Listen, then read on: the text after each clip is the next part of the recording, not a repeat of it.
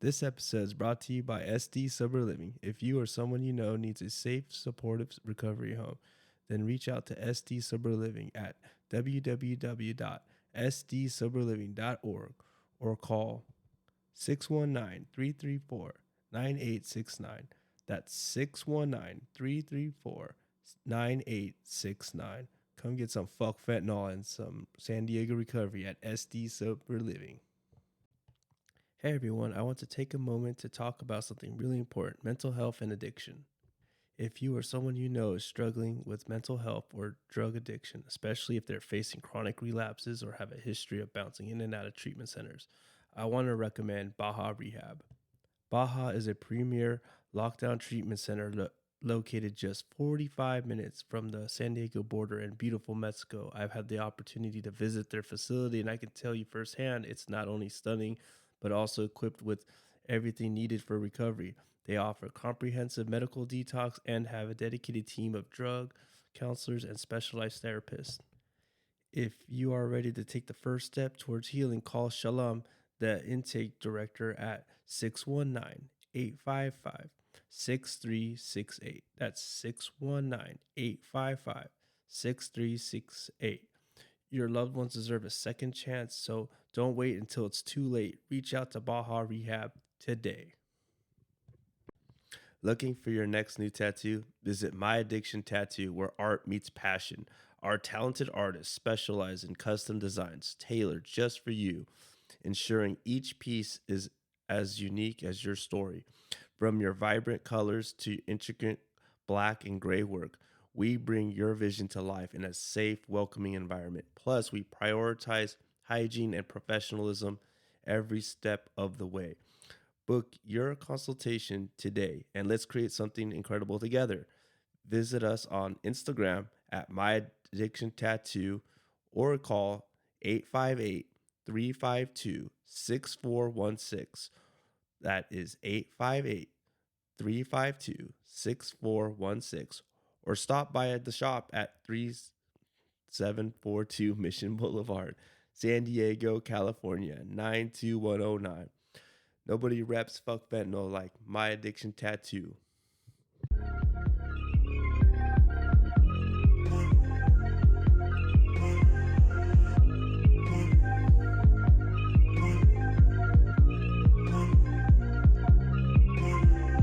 Tuesday night I was down and alone.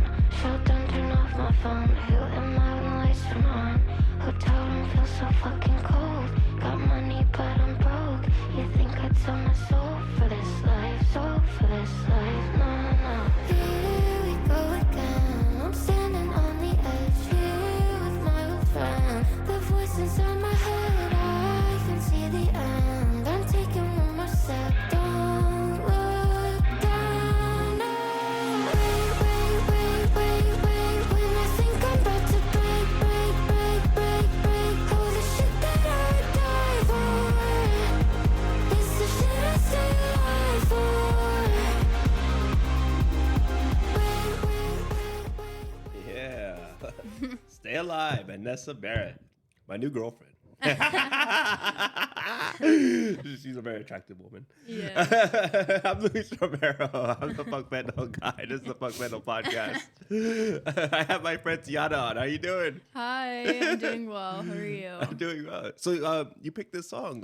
You told me there was a little backstory to it. Yeah, so I've been listening to her for before she was like really big and like doing music. But she talks a lot about like mental health and her struggles with her eating disorder. Oh shit. And not only that, but her best friend Cooper Noriega. I've heard of him. He passed away due to a fentanyl overdose. Yeah. And that's something I'll probably get more into. Yeah. So she wrote a song and it was called Die First. Oh, okay. And she said that she feels like she accidentally manifested that because, like, I don't know if it was, like, when the song came out, but maybe, like, a little bit after that. Yeah. he passed away. Oh. And then she, a little bit later on in her other album, I believe it was Hell is a Teenage Girl. Because Die First was from Young Forever. But with Hell is a Teenage Girl, she ended up dedicating a song to him, and it's called Club Heaven. Oh, I see. And it's like, it made me cry. It's like, because also when that song had came out, someone who I was in my addiction with, they passed away, not due to a substance, but it was literally around the same time that song came out. So. Oh, I see. But yeah, she's amazing. I've actually spoken to her on the phone. Serious? Yes, Oh, no and she's stood up for me in her Discord. But yeah, Wow. and I've gone to a lot of her shows. Oh, that's cool. Yeah. So. That's right. So where are you from? I'm from La Mesa. Always lived in San Diego. Of course, I travel a lot. Yeah. Okay. That's right. How was it like living in La Mesa? I like it. It's a good area. Yeah. Yeah. It's like kind of a tale of two cities. Yeah. I had some family that lived up there, so I went to Helix High School, and it was kind of a culture shock for me. I'm like, whoa, because I always seen them. They're pretty white. Like, I'm just keeping it real. Like they're half Mexican, you know, but they resemble more of their mom. Yeah. than my uncle, and it's just funny. So I see them, and I went to Helix. I was just like, "What the fuck? This is where they living at?" Yeah. But it was cool. I mean, they're great people. I love my cousins; they're fucking cool. But it was just a bit of a culture shock for me. Yeah. And man, so how old were you when you started dabbling with alcohol and drugs? It's actually, people always get shocked, but I didn't start till I started drinking alcohol, but that was like occasionally. It wasn't like a constant thing. That was when I was like 16. Oh, okay. But when I was 18, that's when I started dabbling with substances. I see. Other stuff. Yeah. Was it just like drinking every once in a while with friends? Yeah, drinking hasn't really been an issue for me. Ever. No, it's okay. But it started off with marijuana, and okay. That was like my go-to. Yeah, was it? Yeah, and it's kind of weird how I started using substances because it wasn't really like marijuana. Obviously, I was like, I wanted to try it. Yeah. Which then turned into me wanting to use all the time, every day, multiple times a day. That's how it was for me too. Yeah, like that's how I had to function. Yeah, I did it all the time. Yeah, and then, but there's like a lot of dark things that have happened in my past. Oh, really? Yeah, but I'm not gonna like name specifics. You don't have to. But I did have, and I was in an abusive relationship with somebody. Oh, before? When I was after during. I was smoking weed. Yeah. Okay, got you. And the person, they would smoke weed a lot, but it got very like dark for me because with him, he would tend to want to get me to try new drugs and I see. more drugs and like I see. So he was already kind of off into that lifestyle. Yeah, and I had met him in college, but the part it was I did something stupid. I remember my mom, she had surgery, but she didn't want to take the narcotics because my mom's father, he got addicted to using narcotics after surgery, so she didn't want that to happen to her. So I took the bottle of narcotics. Yeah. Didn't really even have an intention of taking them, but then I got curious, Yeah, sure.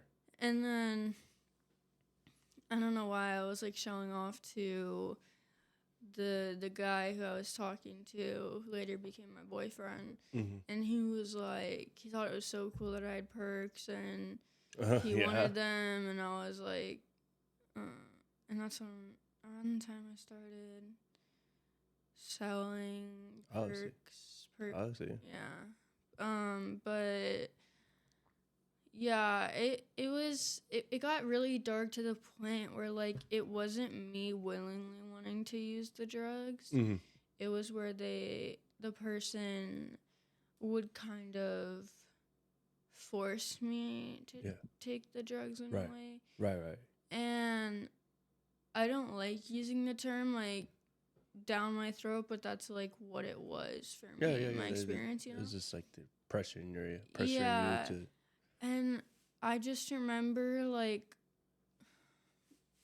it was weird because I didn't really get, like, hooked on anything. Like, still, like, marijuana was, like, my number one. Yeah. But, like, I did Xanax. Yeah. And that didn't really do anything different to me. Oh, really? Yeah, that shit's strong for me. I don't know if it was that I didn't take enough, but, you know, honestly a good thing. Maybe, yeah. But, and then, yeah, obviously Percocets. Perks, didn't really feel addicted to that either. Really? It was, I remember... Well, people call it, the street name is lean, but it's basically like codeine, promethazine, and cough syrup. Yeah, the syrup. Yeah. I never tried it. Yeah, I loved that. Oh, yeah? A lot. It was pretty bad. It was pretty bad. Yeah. Isn't it like an opiate or some sort of like... Yeah, it's honestly like, you have to drink a lot of it though, and it's like really, really... What does it do to you? Like it like chills you out, but like I don't even really know like a way to explain it. It's not like Xanax. It's not like weed. It's like a different feeling. But you just feel really tired and chill and stuff. I remember like when I was, because I went to college in Maine. Yeah. And that was when I was also pretty bad in my addiction. And I see. That's when, like, even though my ex, like, they forced me to, you know, drink the lean because he was like, yo, I just got this shit. It's, like, legit. Like, like, whatever. Like, bragging about having... this substance, which is for his sibling. I see. And yeah. But yeah, and the part that was like hard though when I was with this person was they were like peer pressuring me to do it, and I didn't want to. Yeah. And they said you can get the fuck out of the car, and I was like, okay, I'll get the fuck out of the car. And then when I tried to get out, they, like, pulled me back in and then boarded down my throat. So it wasn't like I really had a choice in that moment. Yeah. Obviously, I wasn't, like, excited to do it. Right. But later on, when it was, like, more me getting to explore it, obviously, I did it. But then it got chaotic. Like, I was also not in the best mental state. Right. Of course. Yeah, and I don't know if I was manic or not, but I was just doing very absurd things. Really? Yeah, but I remember my friend, like, talking about lean or whatever, and she just meant cough syrup. She didn't mean, like, mixing it with codeine or promethazine. Oh, okay, just regular cough syrup. Which, that can still get you high. Yeah. I guess, if you drink a lot of it. Yeah, and we went to, like, the dollar store. And they had these like little kid things of cough syrup, and the main ingredient that gets you under the influence is dextrahydrous. Oh, thing. dextrahydrous. Okay. I don't even know how to say the word. I don't. Yeah. And okay, and that's in the kids' cough syrup. It's in any, like, most cough syrups. I don't even know if it was kids, but it was like really tiny little things of it. And I remember, like, I was in such a bad mental state, you know. I was like I wasn't friends with that girl anymore. Yeah. And when I lived in Maine, my ex had broken up with me at the time. Knowing that I was in a bad mental state, you know, I was self-harming. I was struggling really bad. So he just kind of left. Yeah, and this guy, like, this other guy, he really liked me, but it felt like he didn't really know how to help me, and so he was kind of enabling my behavior, not intentionally. Sure. I get it. And so we would go to the dollar store, and I just started I was like fiending bad. Like I was looking for any of the little cough syrups. Yeah, like, that syrup. Just putting like a bunch in a cart, and then it was really that dumb. would look pretty bad. Yeah, it was bad because I didn't have weed. If I didn't have weed, then I gotta go find something else. Cause then and then you gotta find something to get you high. Yeah. So, and then I want to say, like, the other substances that I've dabbled in. So, obviously, so first was alcohol, then it was marijuana. Sure. Then I want to say codeine, promethazine, and dextrahydramine, which is lean. And then Percocet. Perks. Did I say Xanax already? Yeah. You said that, and it didn't do much to you. It didn't really do anything. What else? I obviously, this was actually the beginning of 2024. It was my first time, and I tried cocaine, which didn't really feel any different. I think it was just not good. That could be. There's a lot of shit cocaine out there. Yeah, and then were you up in Maine? No. Oh, you already back here? That was back here. See, I've gone to so many rehabs, and it's honestly like really hard to just like be fixed after. Like I'm just like So yeah, but then the other drugs that I'll say the big one last. Okay. But the finale. Yeah. It's a really dumb one. Oh shit. You'll see. Okay. And then I also, dabbled in it's like a synthetic opiate. It's fuck. Well, obviously there's, they're from a plant, but they're not like they're manufactured. I see what you mean. So I remember trying kava with like. Oh yeah, kava. Kava it didn't really do anything. Yeah, like I heard it has like some sort of like. It just makes your tongue feel weird. Oh. But to me at least. That's what it does. Okay. To me at least, but yeah, and then. I was offered it once. I didn't do it. Yeah, I just was like, honestly, I just felt uncomfortable. It's really lame. Like, is it? it's not worth it. I see so many cool people drinking it. It's not place. Worth it. Okay. But then I remember like when I was going to NA meetings frequently, and I was just feeling bad for something. Like I was like, I've been there. Yeah, I was like, I need something. Like I don't even know what's going on. But, like, this is so stupid, but I literally asked someone, I was like, is there something that can help with cravings? Obviously, Suboxone is one. But that's not what I was told to get. And she was like, well, because I was like, what's kratom? Oh, yeah, kratom. And then I was like, oh, my God. Like I was like, is it help? She's like, well, I used to use it for my cravings, but it it can be addictive. And I was like, yeah.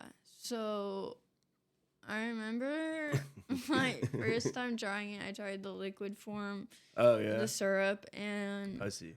I have no idea what it like does still to this day. It makes you like it. If I were to take an opiate, I'm guessing that's what it would feel like. I see. Because I literally felt like I was in another world. Really? Like not like psychedelically, like just like everything just felt good, you know. See. But then my dumb ass decided to drink the whole bottle. Oh, you drank the whole thing? The whole thing. Pound it? Like, yeah, and it wasn't like a big thing. It was like pretty small, but you're really not supposed to drink. It's like those little shot glasses that they sell at liquor stores. Or, you know, like those little shot bottles. Like, pound it. And I was feeling so bad. That's why I just took the whole thing. And then, bro, I was done for. Like, I was in my own world. I don't even know. Really? It's that strong? It is strong. Fuck. Depending, well, obviously, I drank a lot of it. So. But I regret that later because I don't want to say it's me overdosing, but I want to say it's more of like I took too much. Okay. Because that technically is an overdose. Yeah, it is. But I ended up like I was also still in my addiction, even though I didn't think I was, and I was so desperate for money, so desperate that I was looking for like sugar daddies online. Like what the fuck was I doing? Did you go on sugardaddies.com? I think it was like seeking.com. Oh, that's the official site. Yeah. But oh my gosh. I went on a date with one, and really? I didn't really know what the term sugar daddy meant. Oh no! I just thought like they give a man you, with sugar. I just thought they give you money. Like I didn't know sugar meant like you're supposed to give them something. Oh, you provide a trade. Yeah. Yeah. and mind you, I just drinking so much kratom, but I thought it had worn off. So I'm in the car with this guy, and then he pulls out weed, and I'm like, fuck. Ooh. And then I, relapsed. Yeah. Well, technically, I already relapsed once I took the kratom. Yeah. You already felt it. It's a mind-altering substance. Yeah. But I like how you. Yeah, I mean, because it's a bit of controversy. I just know the controversy of kratom. I don't know anything about that shit. Like, I'm not interested in. But I know a lot of people. They say that it gets you fucked up, and it's like. Yeah, and the difficult part was. So obviously, I did what I did for money. I regret doing that. It doesn't make you feel very good about yourself. No, it's demoralizing. Yeah, but I can see that. I just felt so weird in the car on the way back, and I don't even know how to explain this, but to me, it's so funny. Mm-hmm. But we're on the way back, and he just wouldn't shut up. like, bro, and I just felt like I forgot what I was like, oh my god, I'm gonna throw up. I'm like freaking out. I'm like, oh shit, no, this is not about to happen. And like, I'm literally like holding my mouth closed with my hand because I think I'm going to throw up. Yeah. I was like, I think I'm gonna throw up. And then he's like, are you for real? I was like, yeah. And he tried to pull over, and I was like trying to throw up outside, but somehow I just missed. You threw up in his car. Bro was so mad at me. Like, can we talk? What kind of car was it? Was it like a really nice car? No, okay. It was like a truck. Oh, a truck. And he was still mad at me, and I was like, I'm sorry. I was like, I forgot to tell you, like, I low-key took kratom. And he's like, bro, what? And yeah, you could have told him after that. Yeah, so. Oh, Oh, because you smoked with him. I smoked. That's yeah. how it intensified the high. Yeah.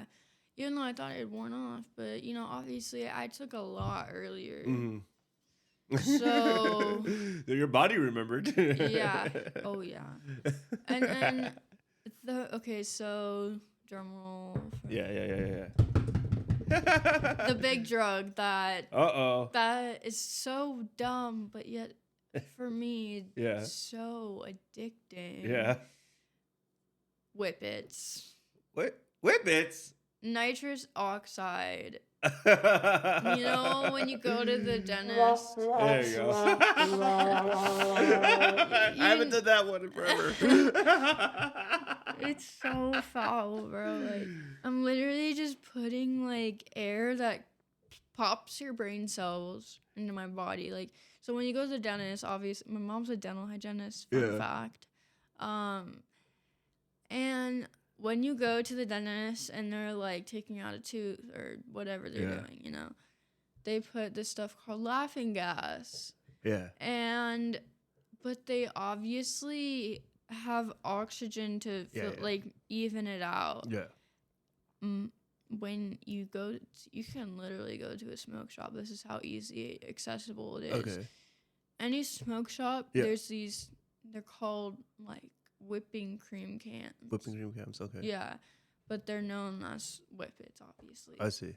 What are the intentions of these whipping cream? Why are these stores selling them? I honestly don't know, but it's so accessible. Like they just have them. Yeah. So, but it has to be. I'm not trying to give like a tutorial, but no. I'm just. What, like, why do they sell them? Why? No, so it gets you high. Okay, like, that's it. But I have like some stories about that with what I've seen with other people who have done them and how. Yeah. But it's like a can, and then inside is the nitrous oxide. Yeah. Which is basically, I don't really know. I'm not good at chemistry or. No, me either, I man. don't know how to explain it. You're asking like a D- student here. But they give you this cap. Honestly, there's different sizes of tanks. There's small ones. You can put it in balloons. The air, you could use that. It's and then obviously it's silly because it makes your voice sound different. Yeah. It's like helium, but in reverse.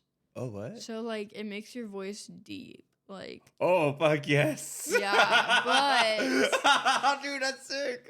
It's so bad because you can like decide the bad things about her. Like you can pop your lung. Oh, like you can literally pop a lung if you. Oh god. And yeah, it's very. That's what it's so stupid. This is what I almost always relapsed on. Yeah. And I'm not promoting this, but when I was in sober living, I use that to relapse because it's literally like it's not gonna show up on a test. Oh yeah, no, I don't think so. But yeah, I still got caught one time. I still got caught. And that's why I don't recommend it. Also, stay sober, y'all. Let's not. I love that message.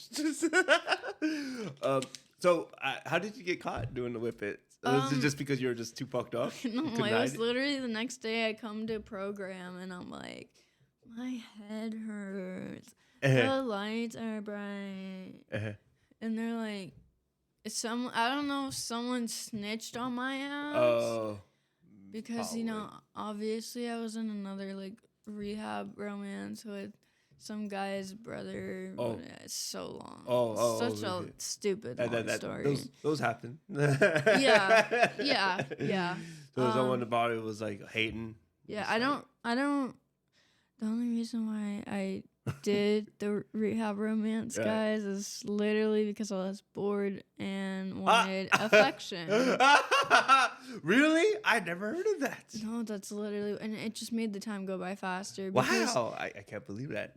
Yeah, but then you start using with the other person, and then that happens too. You relapse, and then you're like, "Fuck, I'm back to stage one."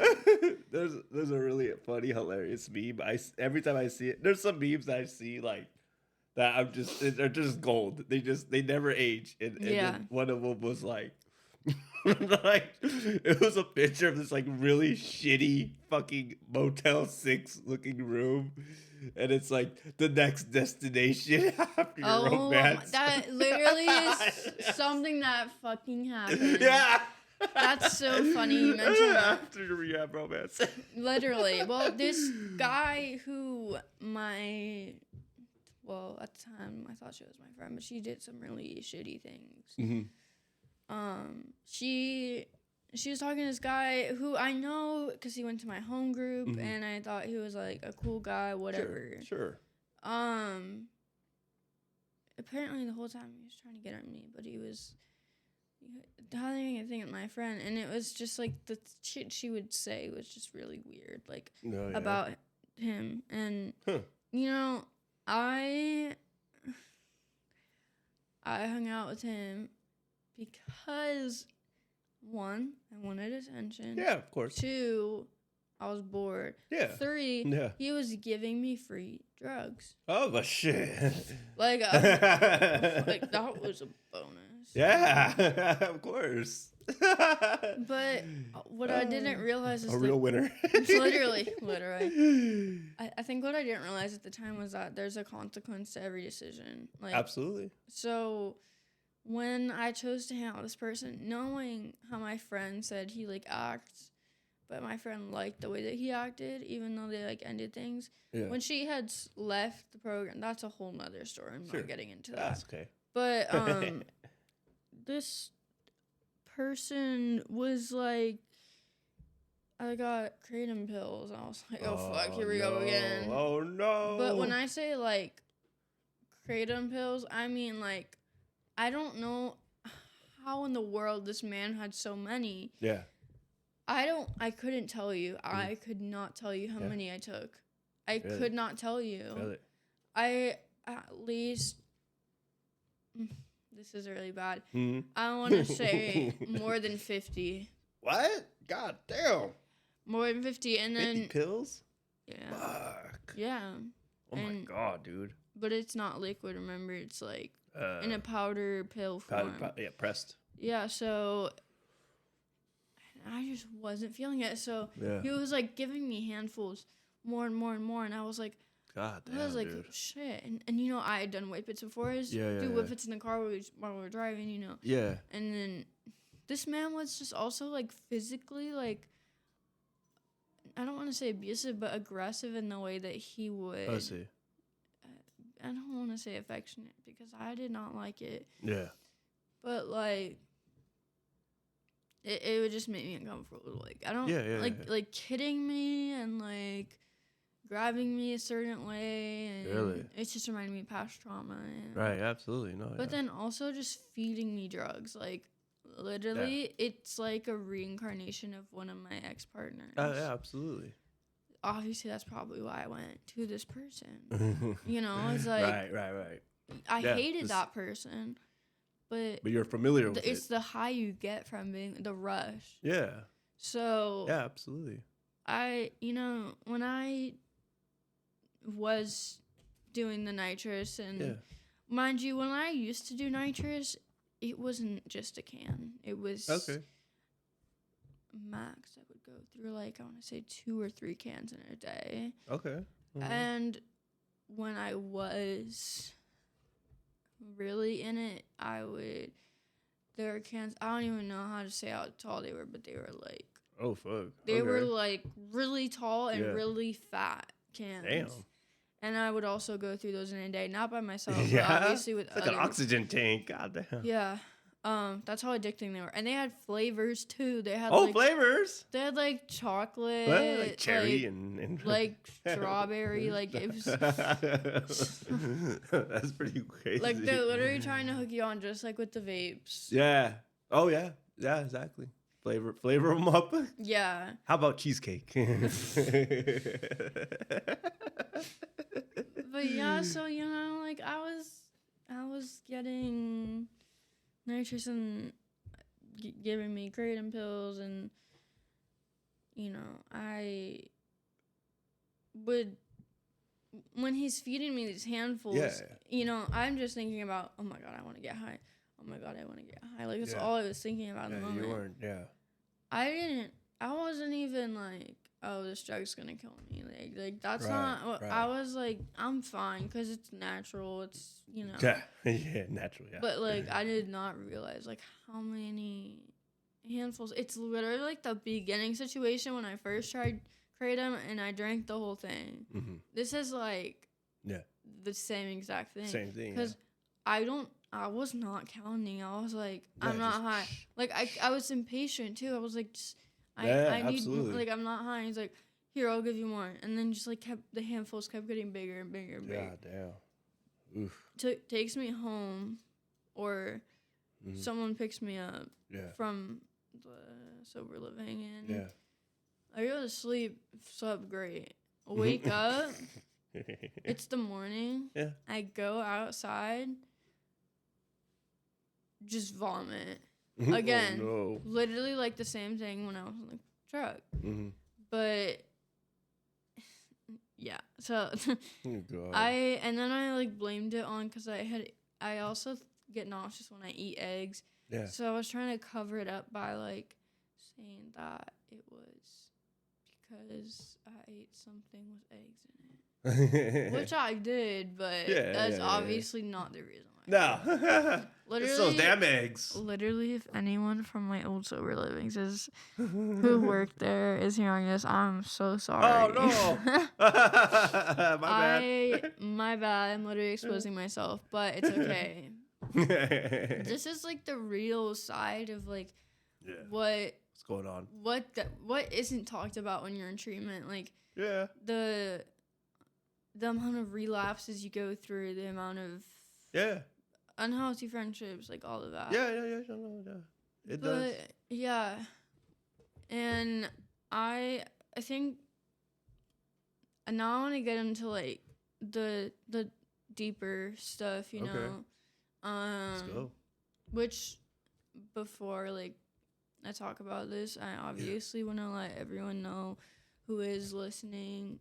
I did obviously ask for permission from the families of these people, and I would never, ever just talk about a situation like this without getting permission. So, with that being said, obviously recently, 2024, I was in sober living after sober living the entire year. I was homeless at the beginning of the year. I got kicked out by my parents. Sure. But I did stay with a really good friend of mine who was sober. Yeah.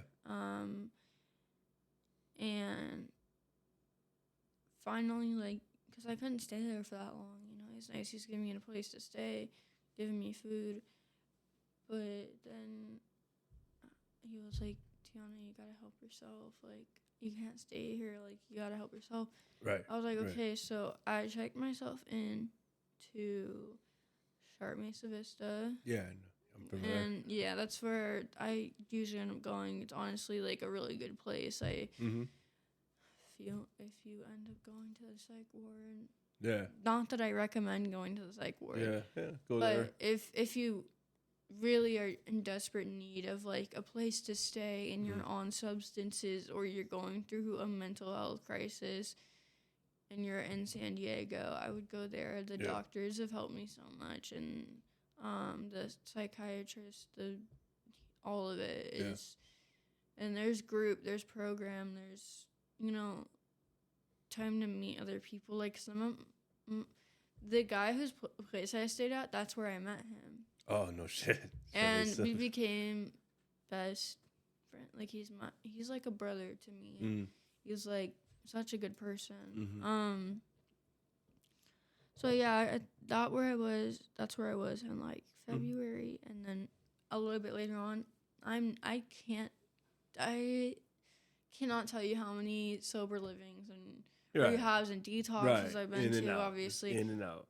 Because I think I've been doing treatment for about, I want to say like 2 to 3 years. Not just substances, but obviously mental health as well. Right. Just in and out of those facilities. Yeah. You know, I've seen a lot of things, but going back to that Whippet situation, Yes. there was someone who I met, and they actually were paralyzed from the waist down due to if you do so many Whippets, it can completely like destroy something in your brain that causes you that he became paralyzed because of Seriously from using nitrous. Oh my and god. it was really sorry, my phone keeps going like It's all good.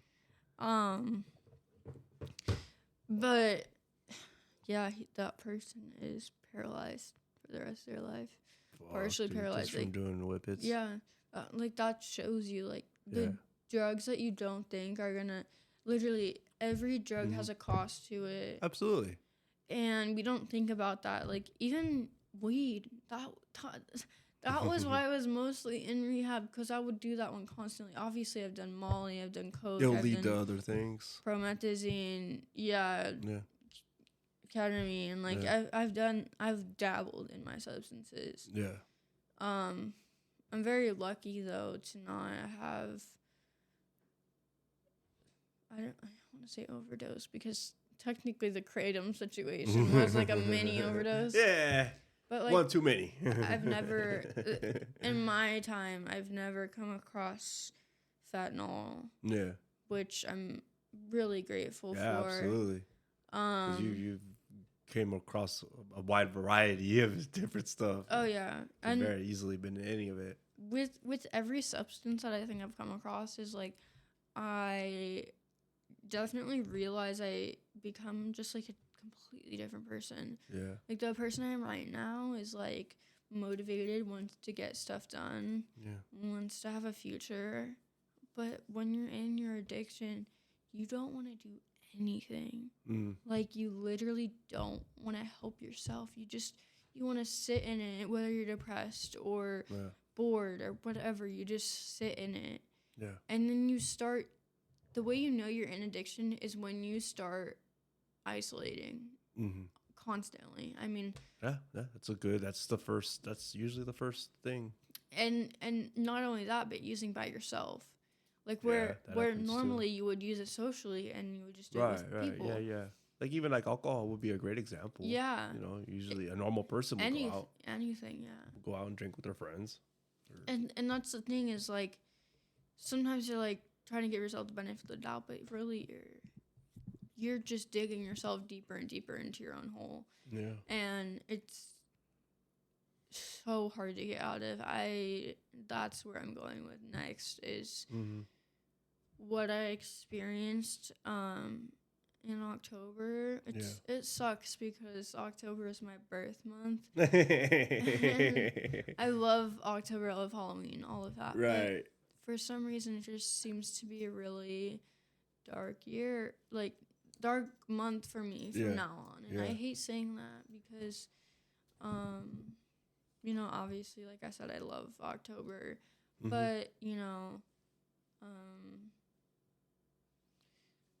this past year, 2024, it's weird saying that because I keep thinking I'm still in 2024. Yeah, no, we are in 2025 now. Yeah. For like 5 days now. Yeah, literally. And I met some really cool people. This is from like the last treatment place I was at. Okay. Like recently. Yeah. And I had an experience that kind of changed my perspective completely. And it was really, really hard for me to witness this and experience it. And, you know, I may not have been the closest person to this person, but I knew them. Right. I went to program with them like every day. But basically, I'm not saying this person's name out of respect for their family. Sure. I asked for permission to talk about this again. Yeah. But it's fine. This person, she she really wanted to get better. She wanted so badly to be better for, her kids. Mm-hmm. Like, she wanted to be there for her kids. Yeah. And it's really, really hard and heartbreaking to see other people go through their addiction, knowing that they have family that they're waiting to go back to see, and continue their life forward. But yeah. So, this day I was getting ready to go to this like fun Halloween thrifting event. Okay, yeah. And in the sober living that I was at, you're not supposed to have other people at your house. Well, at least the house I was at. Yeah. And our house manager was not home. Mm-hmm. And someone had let the person in, which I'm not a house manager. I didn't really care. Yeah. Yeah. But I just remember being like saying hi, like, having a like small talk conversation. Me and my roommate having a small talk conversation with her, and then we went back into her room, and it was really weird because they slammed the door closed, and that was kind of odd to me because it just didn't make sense. And then I was like, okay, I'm gonna go get ready, like get my makeup or whatever. Mm-hmm. I'm not kidding. Within less than 5 minutes, I hear them open the door, and they're like, call 911, call 911. And when I immediately heard that, I knew something was wrong. And I immediately was like, fuck. So I opened the bathroom door, and I was like, what's going on? And when they said call 911, my first instinct, I had the slowest fucking phone. Dude, I had an Android. And I'm like Androids? No. 911. Because I need to help this person. I don't know what's going on, but I need to help them. And I was in shock because I didn't know what was going on. So I handed it to my roommate, and she did all the talking for me because I was also new. I want to say I was only there for like a few weeks. And this happened. Maybe like 2 or 3 weeks. God damn. Yeah. And what a hell of a way to... I walk into the other person's room, and I see my friend laying on... Half of her is on the bed, half of her is on the floor. Yeah. So, like, her top half is on the bed, legs are on the floor. Yeah. And I guess she was seizing before I went into the room. Yeah. It was very apparent that she had taken something. Because that just doesn't happen. I don't know. You don't just have, like, a seizure. Especially and just pass out. If you don't have epilepsy or something that causes seizures. And I remember when I walked in there, I was shocked because, we were all yelling. It was a chaotic situation. Right. Her lips were purple to blue, and I won't ever forget that image. Seeing someone basically dead in front of you. Yeah. Really hard. And I wasn't really sure what to do because I had never been in this type of situation. Obviously, you hear all about it all the time. Every sober living should have Narcan. Oh, fuck yeah. Especially sober livings. You should carry Narcan on you at all times. Absolutely. Everywhere. Yeah.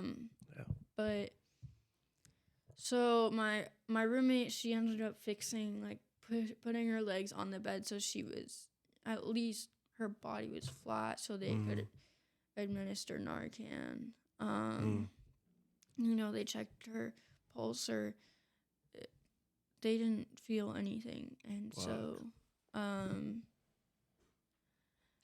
she was cold to the touch as well. Right. So that's when, I'm not kidding, she ripped open the box, like just Yeah. ripped it Yeah. through it. Yeah, God, and I think more people need to also know how to administer Narcan because I didn't know. oh yeah. But you want to like basically like, pinch their nose and make sure their head's back, and you do the pump. Yeah.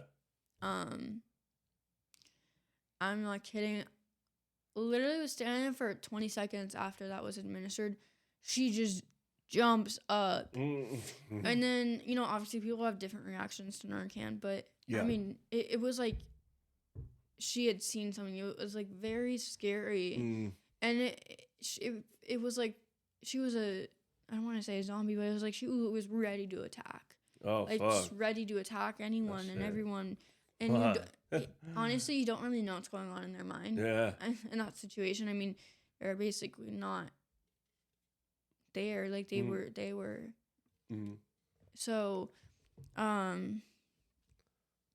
yeah, and I kind of locked myself in the room because I'm tiny and I didn't want to be pushed down the stairs. I didn't know what was gonna happen. You didn't want to get hurt. But obviously, you know, she was cold. She was still cold, and she kept saying she didn't need a blanket. She didn't need a blanket. Really? I gave her my blanket and I wrapped it around her, and I gave her some water, even though she said she didn't want any. Well, she appreciated it. Right. Obviously, like in that moment, like, you need to, you know, make the person feel comfortable, especially after a traumatic situation like that. Right. So yeah, I don't really know what happened in that room. I don't. Yeah. I was told a bunch of other things, but I'm not going to talk about that because the real issue is the epidemic of fentanyl. Yeah, absolutely. And obviously, Narcan isn't going to work on just, it works on fentanyl. Yeah. It works on overdoses. Yeah. In that moment, it was clear and evident that that was an overdose. Yeah. And it was really pretty obvious. It really opened my eyes. Like, wow, this is a real like epidemic. Like this is going on. This is really scary. Yeah. It's really fucked up to see somebody fall out. Yeah, and you don't even.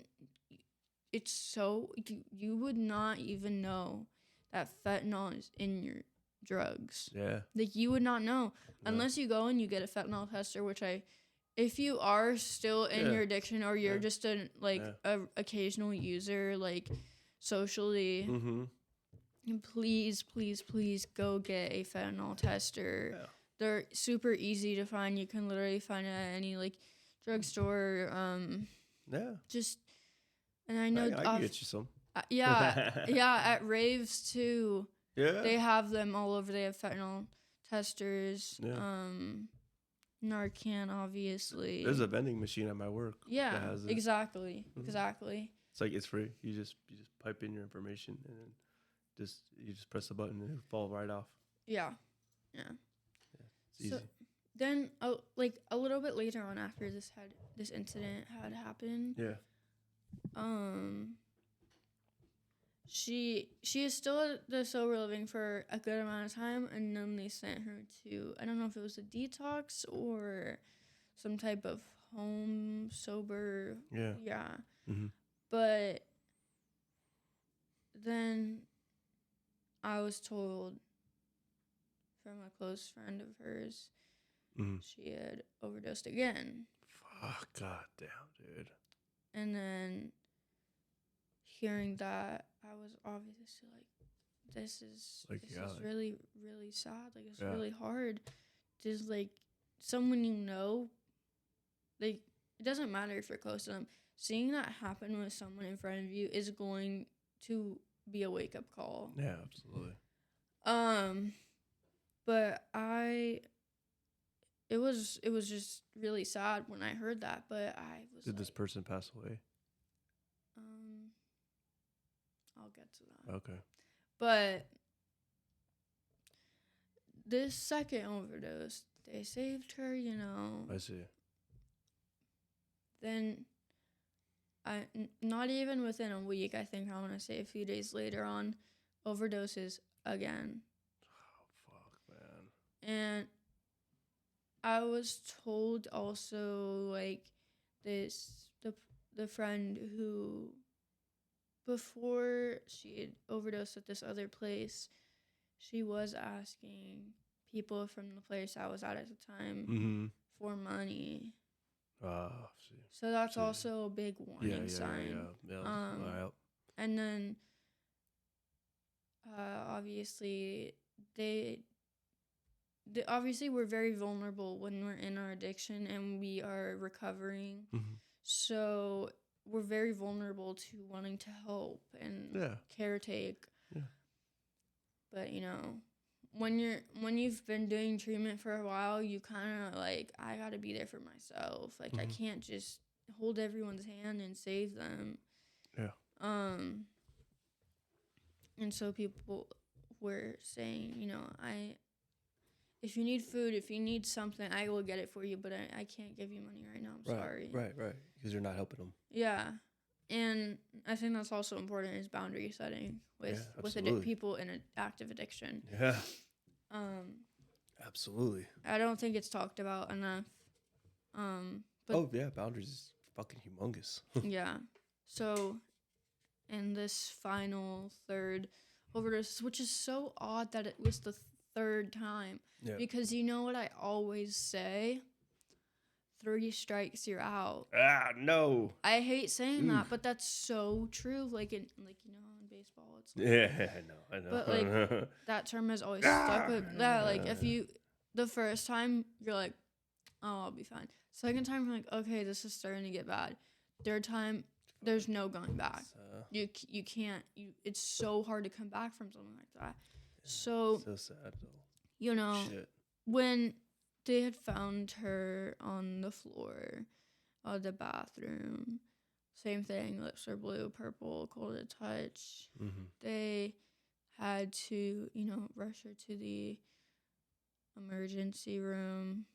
Also, the first time it happened, I think we had 2 people on the phone with 911 because we were so, even if she was awake, we still wanted to be, which also, if someone wakes up after an overdose, you still want to call. Yeah. You want to stay on the phone. Check. You still want them to come because you don't know if you obviously want to find out. Sometimes the Narcan wears off. Yeah. Yeah. So just to be safe, I recommend. Absolutely. But yeah, and it was kind of ironic because one of the people who went to our program, she was actually in EMT in training.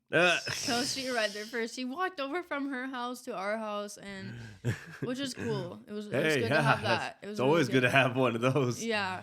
But so in this third and final, unfortunately, overdose, she was taken to, this was in Oceanside. Oh, I see.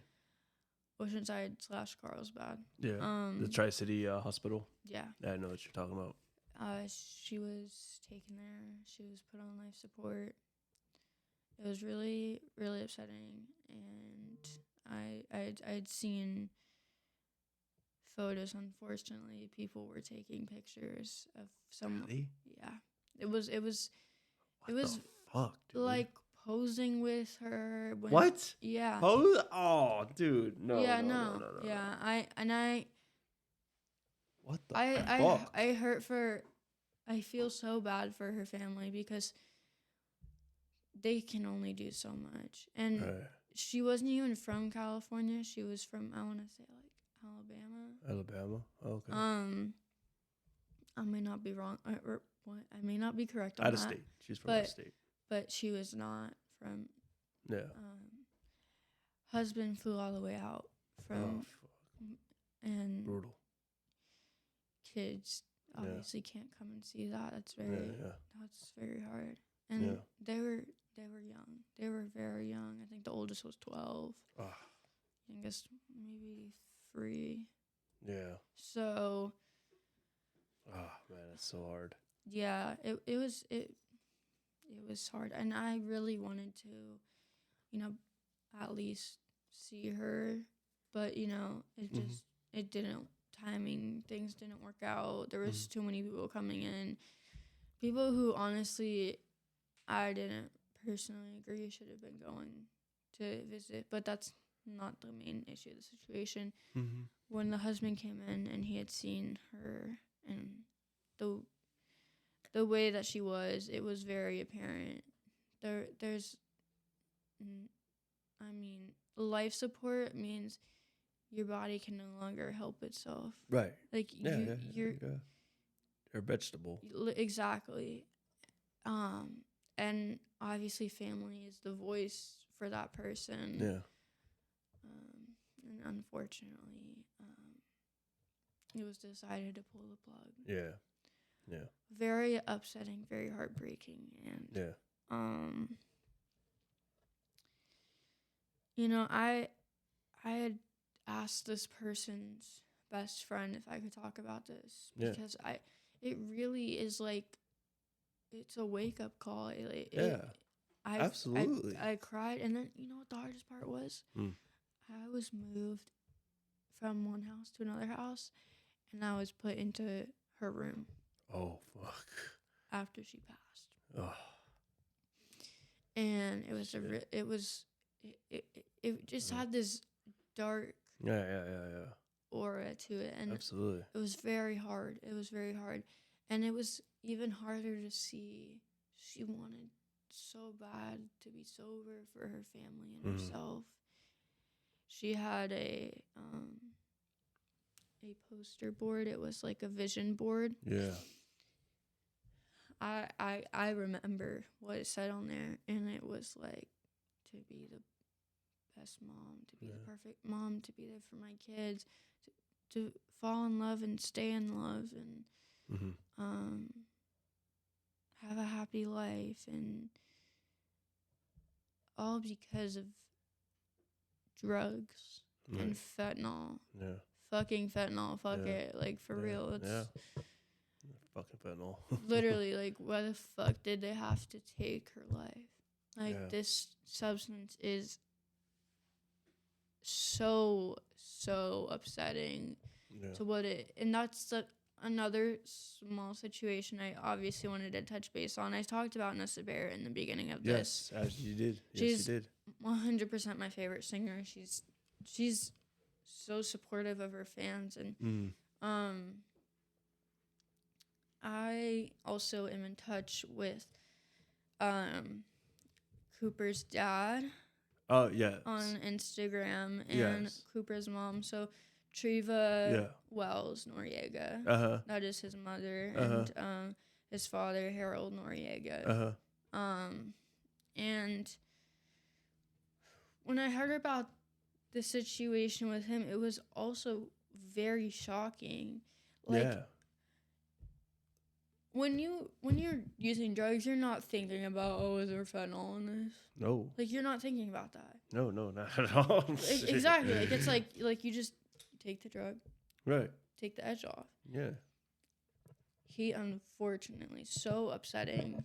This kid was loved by so many people. Yeah, he seemed I've seen it. I've heard of him. Surprisingly, I've heard of him. He had a following. Yeah, he did. And the most amazing part about this kid was the fact that he was trying so hard to get out of this addiction with substances. He was fighting. He was really fighting. And his mission actually was to make rehabs a better place for people who are struggling with substance use, and make it a more like comfortable place for teens and adults and young people. Because you're in the front lines. Exactly. And he just wanted to spread a message that, like, you're not alone and you can be in a place. He wanted to make rehabs a more comfortable space for younger teens and adults. Yeah. And honestly, anyone who's struggling. Yeah. You can actually go on Instagram at Coop's Advice. That is the name of the account and the brand where they further on his legacy of I what he see. wanted for people struggling Yeah. with addiction. Yeah. And yeah, I remember when I heard the news though that he had passed away. I instantly, it's so sad to say, but I instantly knew that it was fentanyl. Like Really? I knew. It's so sad to say, Yeah. but No, I know exactly what you're talking about. Actually, yeah. I know exactly. you just know. Yeah. And my heart breaks for anyone who has lost a loved one or a friend Yeah. to fentanyl. Obviously, with Cooper, he was very well known. Mm-hmm. And he was just a really good person. Like, he had a good heart. He cared about his friends. He cared about his family. Mm-hmm. He just had this smile that would light up a room and make everyone so happy and just want to be around him. Mm-hmm. And that's why, you know, Nessa, to me, you could see the pain that she was going through when he had passed. That was her best friend. Yeah. That was her, like, Yeah. twin flame. It was really, really an eye opener, not just for the family, but everyone around him, the fan base, Right. It just, how many people get affected by it? yeah. And it's heartbreaking. I mean, every day there's a new post just saying how they miss him and care, like, for the family. And I remember when Die first came out, and then there was the news that he had passed away. Yeah. And the lyric that stands out from that song is, I hope I die first. Like, it's like, I could be in love forever if I die first. I hope I die first. And then, unfortunately, then after that came out, he passed. He passed. It was so upsetting. And he put so much faith into his friends. Like, he was so supporting of everyone and cared about, like, everything that people have gone through, especially with mental health. He cared a lot about mental health. Yeah. And when Club Heaven came out and the music video is absolutely beautiful, I definitely recommend watching it. Nice. I cried. It really shows, like, how you feel like they're with you, like, in spirit, and like you feel like you still see them, but you can't be with them. And it's just it hits. It really hits hard. And once again, I just want to say again to anyone who has lost someone to fentanyl or an overdose. Yeah. I saw who's called you. That, you know, we're all here for you. The Fuck Fentanyl family is here for you. Yeah. Absolutely. Hit a meeting up. Go to, there's so many new meetings nowadays, you know. Yeah, absolutely. More meetings now than ever. I feel Oh my God, literally, you can, like, look up a meeting online in the area closest to you. Most likely be there right by you. Plenty.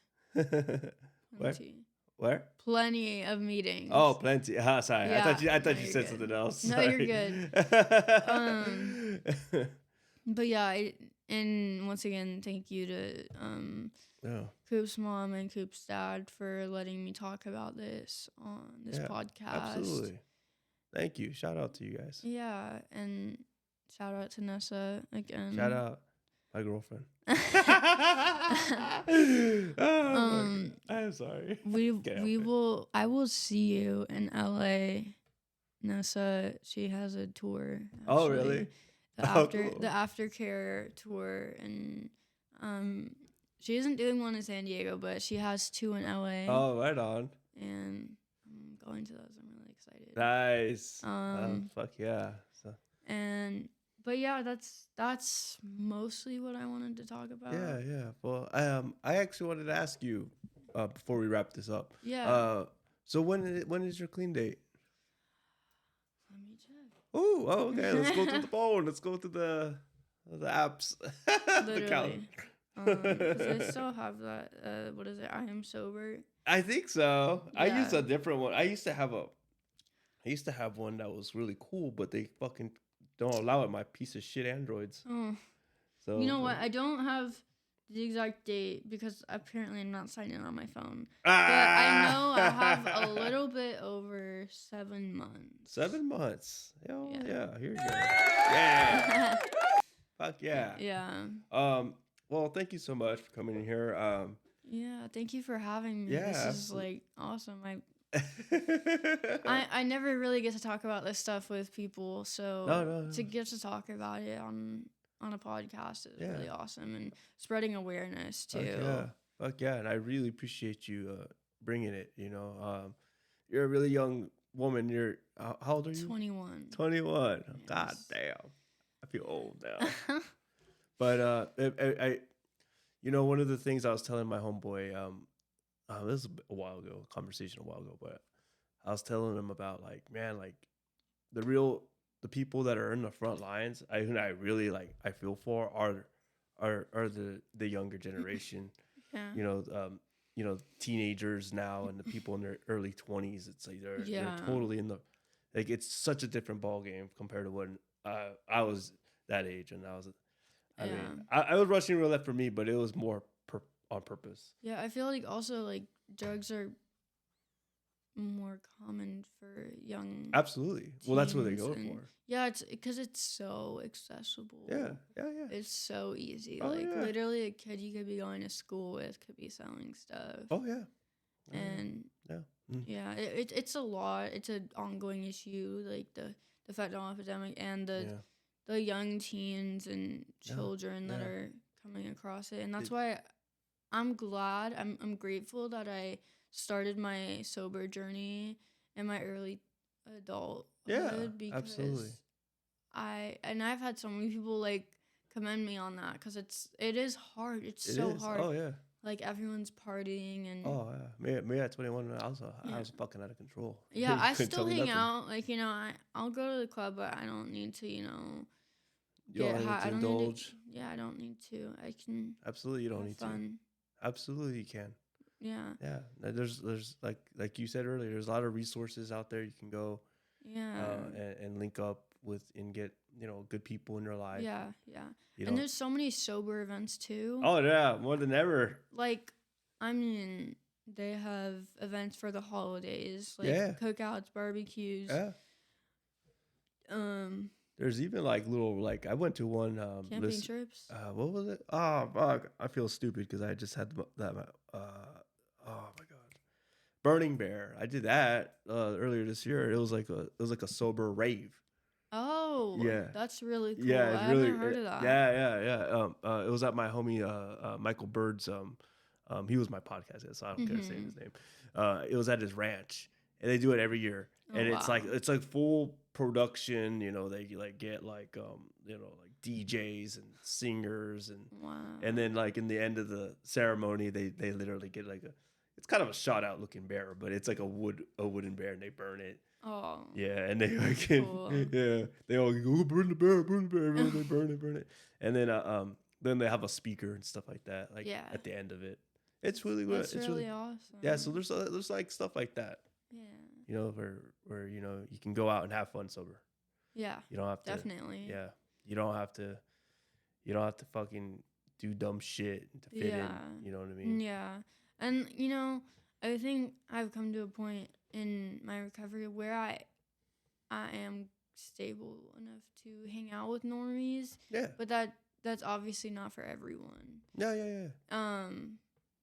But yeah, it's I still have my sober friends, of course. Yeah. Your support. Yeah. Yeah, you need that. You definitely do. You need to have a few people. Yeah. Keep you grounded. I always had.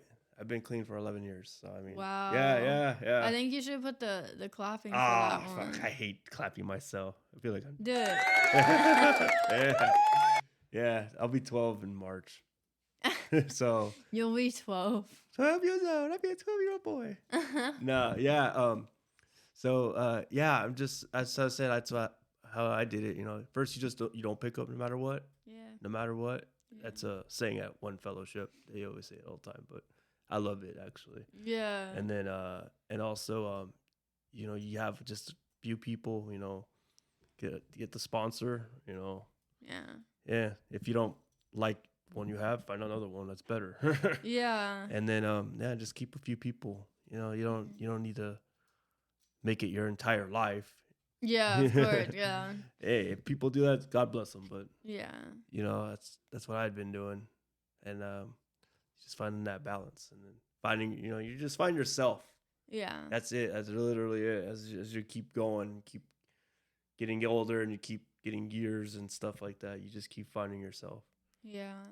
But definitely. yeah, absolutely. You know, like I said, I really appreciate you. You know, coming up here, and Yeah. you know, like I said, like you know, Fuck Fentanyl really is for the youngsters, man. Like for reals. Like, you know, like my best friend died, my uncle died.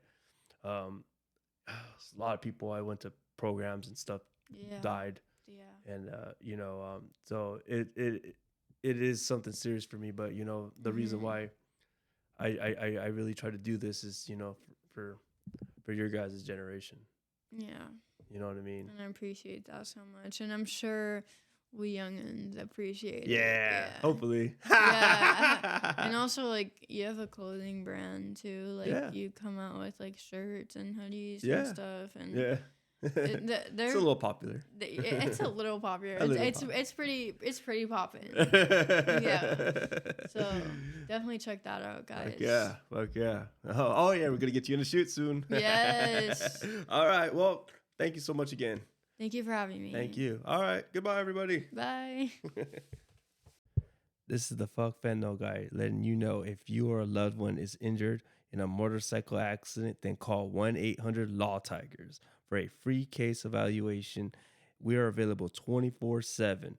That's 1-800-Lawtigers, with over $1.5 billion recovered in verdicts and settlements. Nobody got your back more than Lawtigers.